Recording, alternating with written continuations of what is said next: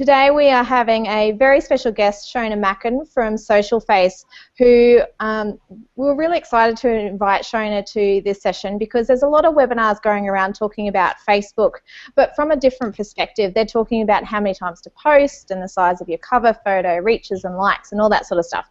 Because that's so well covered, we wanted to go from a different angle. We wanted to find out how to manage Facebook from a team perspective with so many personal profiles, and your team's also part of your brand.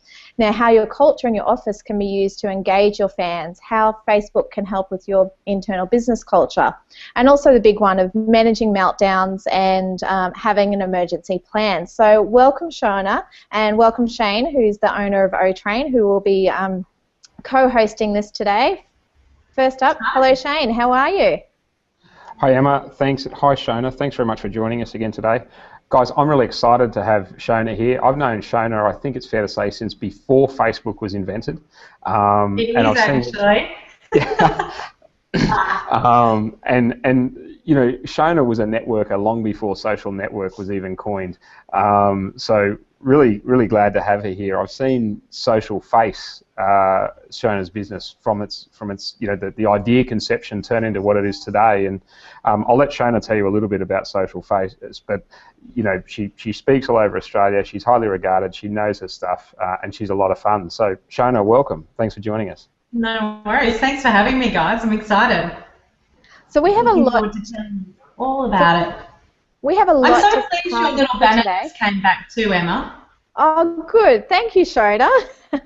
We just had a little bit of a tech issue at the beginning, but yeah, we're back into the swing of it now. Now, Shona, would you mind telling us a little bit more about your business and how you came to looking after such high-level and larger clients for their social media? Sure. So Social Face started in 2011. Oh, no. Well, Social Face started in 2011. I started working on Facebook with clients back when I first met Shane in 2007. So very early adopters, in that we had a high net worth of group of individuals, and we used to use Facebook groups as a really quick and easy way to communicate with them. So that's my initial introduction to using social media for business. So I've always used social for business, not for personal, although that kind of evolves with it. Social Face started in 2011 when I had a whole bunch of people who just kept asking questions and questions and questions about how to do it. So ended up with the idea and threw it out to a couple of friends, and we had 4 clients on the first day, and the rest we'll say is history. So what sort of easy. What sort of services do you offer for your clients? Like, I'm sure it's one thing to post, but I'm sure there's a whole strategy behind posting and all that sort of stuff as well, and managing and HR, and it's such a big beast, if you like. How do you go about that? So our approach is a little bit different in that we start with the reason that why people are on social media. So we're constantly looking at each of the platforms and the reason behind each of those platforms. So generally we find people have different groups connecting in different spaces. So the language that you might choose to use on LinkedIn is going to be very different to what you use on Facebook or Google+. Indeed. So we tend to start with the first reason is, okay, what's the point of you being on social media? Why do you want to be there aside from checking the boxes of, yeah, I should be on social media, Facebook, Twitter, LinkedIn, whatever. So we get down to the crux of the core business purpose, and then each month we're talking to them around, okay, well, what are you trying to achieve in your business this month? How are we going to get there, and what are the messages that we need to get out to each of those different social communities? So there's a lot that goes into writing the strategies behind them and the content to make sure that it remains relevant and also driving that business purpose rather than just making noise and posting cat pictures. Or Frenchmen. What was that, Shane? So Shane, you've had a little bit of experience with social media. What's been your experience, and why were you excited to invite Shona onto the program today?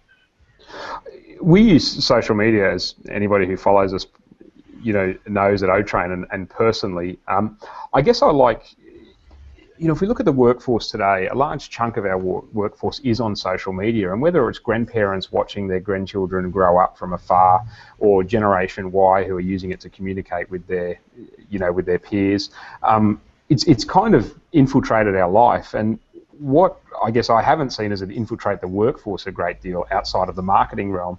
And I think social media has such a great opportunity to help build culture and communicate and just become another vehicle or mechanism, I guess, to develop your workforce and take it from where it is to where you want it to be. And that's why I was excited to have Shona to come on to just talk about, I guess, some of the ideas around how we can do that or use that, or some of the things that she's seen in her experience in the last, my math is very good, but 4 years. BF before Facebook. BFB, yeah.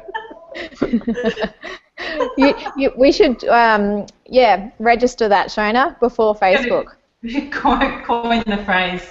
We've been around since before Facebook.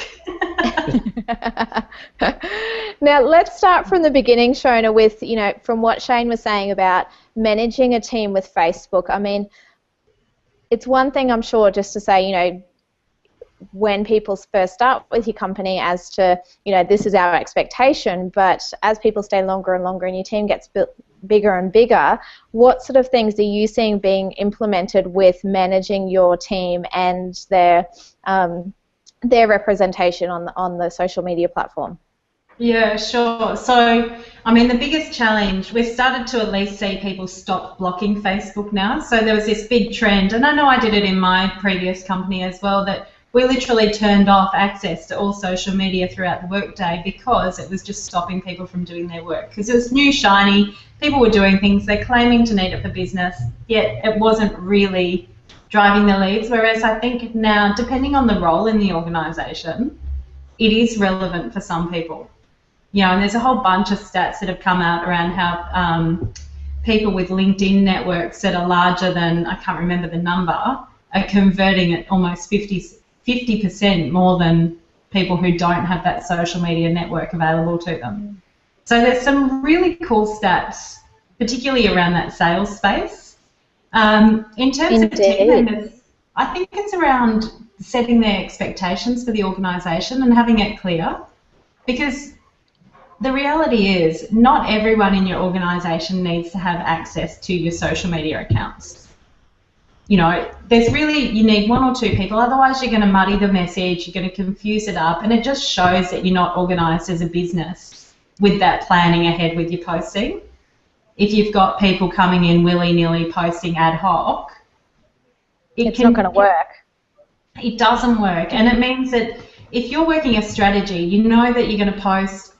So everyone knows this on Facebook. You post something that's going to get a lot of engagement, so your next post is going to get more engagement. So if you post a cat, for example, then you come in with your business message, you're going to get a better result than if you do it the other way around. Now, so I guess just to interrupt there, Shona, I guess from a branding scope, like with our business, and I'm sure with Shane's business as well, you've got a document which, sets out your brand and your message and all that sort of stuff. That really needs to be expanded to include your messages on social media and have that readily available to the team that has access. Absolutely, but it's also having the team communicate, because you don't want to work through that strategy to go, okay, well on Thursday at 1 p.m, because that's our peak time, we're going to post this core business message, and then have someone come in at 12:50 and post something completely irrelevant and undo all of that hard work. And so there is a real need for people to communicate within the team and know who's on and who's managing it and who's responsible for responding to your customer questions that are coming in and who's not. Exactly. It's like any customer service. If the phone's ringing, and I take a client call, then generally I will follow that through to the end. I'm not going to let you pick it up halfway through and try and imagine everything that was in my head around the strategy to take it to fruition. That's a really good way to. Yeah, that's a really good way to look at it. What do you think, Shane? It sounds to me like it might be easier just to outsource it to someone like Social Face, Shona. Well, it probably would, Shane, and that's how the business came about. And just to be clear too, we don't consider ourselves, I'm actually against outsourcing your social media. I think you need to look at co-sourcing. So your social media is one of your core marketing and business objectives. And so you need someone who's going to be on the team, who's going to take the time to understand your business, not someone that you can throw it at, abdicate responsibility and hope to hell it works. So you need, totally agree. we So I work guess really that message is actively to consistent. understand. Sorry? I guess that message is consistent whether you're trying to communicate with, a customer or a potential customer and bring them into your brand, or whether you're trying to communicate with your workforce or your team and trying to, create a message or a sense of culture or whatever the case may be. So, well, it's the same with telesales, right? You don't pick up an outsourced telesales agency and go, oh, here's my list, go nuts. You're going to talk to them around, okay, well, this is the purpose of why I want you to ring all these people. This is the script that we've developed because this is the process that we know works for our client. And here's the checkpoints on when I want you to come back to me and tell me if it's working or not. You don't just let people go hell for leather with no direction. And it's the same with social. So you've got to be talking to whoever you're working with, whether or not it's an in-house team, a co-source agency or an outsource agency. You have to be talking to them around what's the core purpose for it for our business right now, whether or not that's brand consistency, getting a new product out there, talking to your customers, recruiting new staff. It could be one of many things, but having that core reason what it is just so important. So Shona, flipping it over a bit onto having your team not just work on your your company social media presence, but do you have any control over their personal profiles and the expectations of what they post on there? Because for some businesses, I mean, we teach that people buy you first. So if you're posting, if your sales team is posting not so pleasant stuff on Facebook and how drunk they got on the weekend and all that sort of stuff, then that can be a real issue. Do you have any ideas on how to manage that? Is there a way to manage it? Look, it needs to be in the employment contract from the get-go. Now, and if it's not in their employment contracts, it needs to be an addition that people need to sign in now. So the company's got to have a set policy. While you can't control what people are posting on their pages, you can, as a business, educate them to know what's okay and what's not okay. And I've spoken to Shane about this a couple of times. I've hired and fired based on what I've seen happening on social media of people. Absolutely. Unfortunately, that's the reality. People, just like people are going to Google your organisation to see if they want to work with you, because people are now picking whether or not you're cool enough for them to work with. It's not like the old days where I need a job, so therefore I'll take that because it fits. It's like, I need a job. Okay, well, let me see who's cool. Let me see who's going to fit in my values, and let me see whether or not I want to work there. It's no longer the other way around. So it's really up to the individual to understand that, basically. Is that what you're saying? I mean, it's the business needs to set their expectation, but then the individual needs to understand that as well. Yeah, and this can come from a whole bunch of in-house training. So I know with any of my previous teams before I had Social Phase, is we often had a full day around social media and online footprints and online reputations and what it means and how to manage it. Because, we know that people are only going to work with us from, on average, say 1 to 3 years now. So we want to make sure that anyone who's coming to work for me in any of the organisations I've worked in, I see it as my job to educate them so they're going to leave being a better person and have themselves set up for success. So for me, that was just and that's even bigger than just social media, isn't it? Yeah, it is. I mean, it's just looking after you guys, right? If you've got a good team, you want them to be the best they can be. That's exactly right. Now, talking about your team, and when you and I spoke a couple of weeks ago, Shona, we were talking about how the culture in your office can be really used to create your brand on Facebook. Can you delve a little bit deeper into that for us, please? Yeah, so this is what I was saying about people are now watching online what's happening with your organisation. So they want to see behind the scenes. So it's social media. It's not, go sit on a rock on your own media. It's about being social. So it's about showing them behind the scenes, like how cool you are as an organisation, what you're doing for birthday parties, how you're celebrating big wins in the offices. People don't want to go and get stuck in a cubicle. They want to know that if they're in a cubicle, it's going to be a really freaking fun cubicle. You know what I mean? So in I like terms that. of, Can you say that rock thing again, Shona? Can you? What is it? It's not. I can't remember what it was. It's not go sit on a rock by yourself. Social media, Yeah, is that what it was? Yeah, something like that. Yeah. It's, it's been social. Get out there. People want to see, and like you said before, people buy you. So it's the same. Yes. Social's just a window into your organisation. So I know some of the bigger firms that we've worked with are using social media and predominantly Facebook as a recruitment tool. So they're using it to showcase the events they're doing, the fun runs, if they're doing charities, and the whole photos around of their team getting out and having a really good time and not just sitting at their desks. Exactly. And if you're going to choose there's no one point being boring on there. Totally not. And people don't want boring. But, we're talking about some of the top 5 accounting firms in the country, and I've worked with 2 of them now. So a traditionally quite dry industry. Yes. And one's choosing to post dry and one's choosing to post them running in the city to surf, doing different charity morning teas. Who are you going to pick? When you line them all up and you go, oh, this one's going to talk to me about accounting, like we know that. I guess what's important there, Shona, is that neither one of those two are necessarily right or wrong, but it's going to appeal to the individual that appeals to that. So if I'm a boring accountant and I don't like fun runs and morning teas, then the second firm is probably going to be more exciting. You're not going to go there, and this is where it's an absolute win for businesses because you can put yourself out there. Shane will tell you I'm a bit crazy to work with. I like having fun in the office. I'll do really weird things to mix it up and just shake it on your head. So I've been known to turn around and tell the team, like, all right, yeah, pack your bags, we're going to go and climb the harbour bridge, with no warning whatsoever. So I will do stuff like that. So people who need notice shouldn't work with me.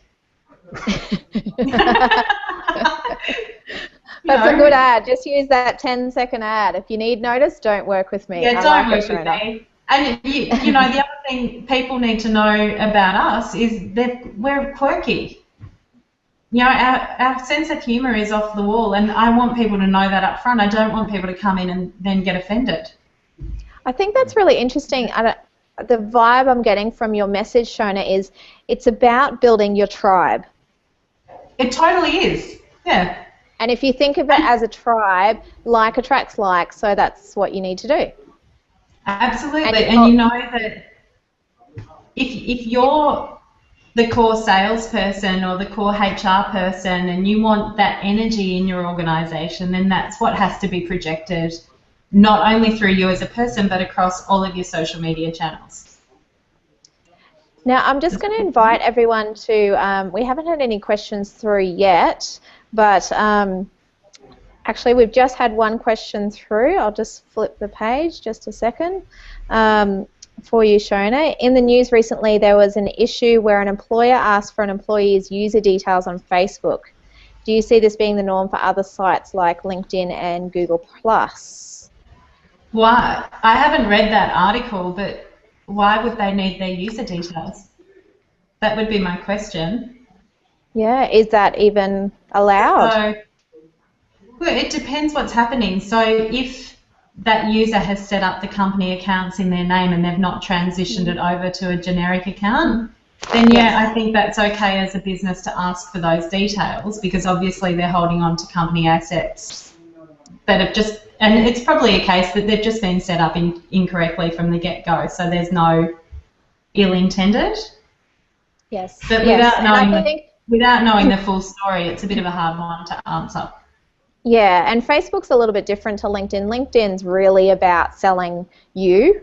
LinkedIn's your online resume, right? Yeah, exactly.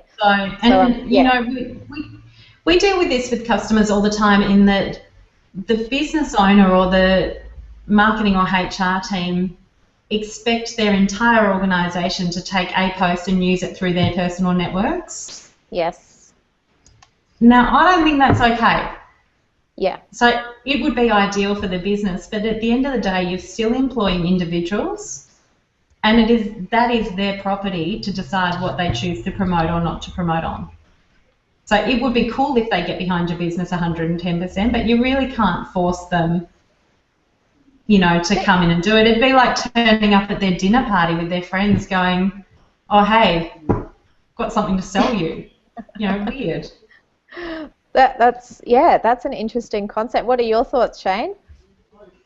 Yeah, look, I agree, and I guess as an employer and a recruiter, we certainly look at people's public Facebook profiles to get a bit of an idea of who they are and what they're up to in their private life and how that might affect.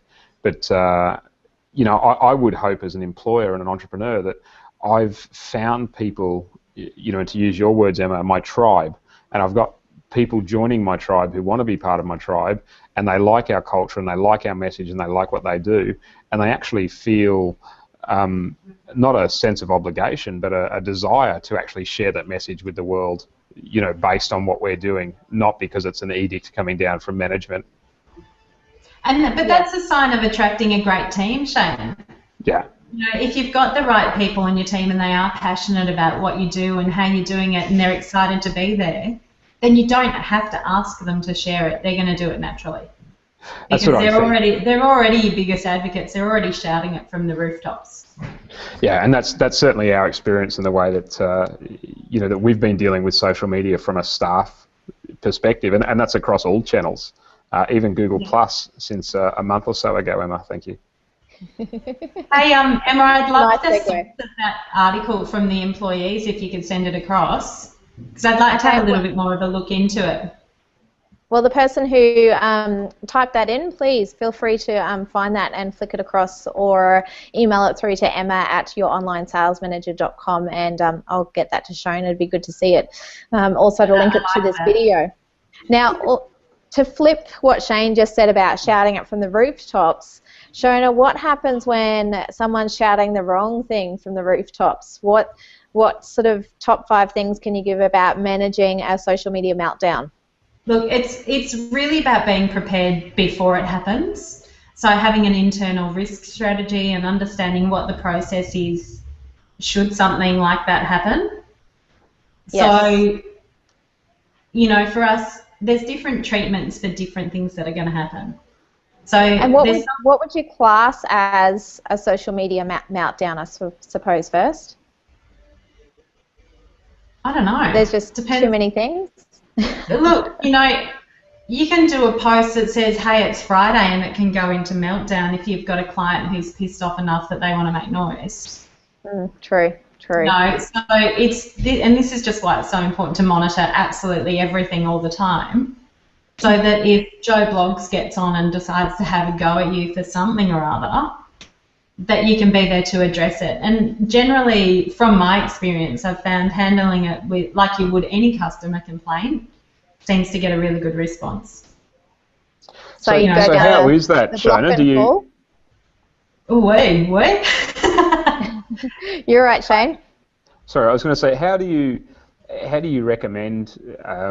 You know, I've heard, you know, you ignore it, you challenge it, you do it offline, you do it online. What sort of, you know, sometimes is it better just to accept that someone's had a chop at you and let it go away, or should you defend your position, or does it just depend on the circumstance and how pissed off you are on the Friday? Well, it totally depends on the circumstances, and, you know, to be fair, this is why we've got a couple of clients, because they know that they cannot deal with the chops that happen on their Facebook, whereas we'll come in. So I use a customer service process called the Disney questions. I can't remember what they are off the top of my head, but generally it's around trying to get to the bottom of what their real issue is, so why they're having a dig at you in the first place, and then helping turn it around like you would on a phone call. Yep. Your challenge is that it's public. Now, if you can do that and you can do it well, then you're going to turn it around, you're going to end up with an advocate, and you've got an online record that makes Joe Blogs look like an absolute idiot from the get-go, and all your raving fans are reading it going, what an idiot. This company is awesome.